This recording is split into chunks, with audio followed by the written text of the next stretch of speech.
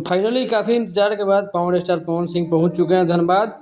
और रात से उनका भजन संध्या कार्यक्रम जो होने वाला था, ये 7 बजे ही शेड्यूल था, लेकिन काफ़ी लेट होने के बाद पवन सिंह पहुंचे। और ये पहली बार नहीं है, हमेशा जब भी पवन सिंह का स्टेज शो होता है तो आराम से पहुंचते हैं, पूरा माहौल बनाते हुए।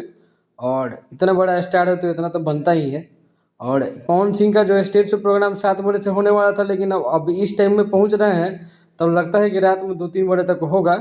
तो और भी वीडियो आएंगे इस चैनल पे, तो चैनल को सब्सक्राइब कर लीजिए। अभी पहला वीडियो इतना ही आया है, इसलिए मैंने सोचा कि आप लोगों के लिए इस वीडियो को बना दूं।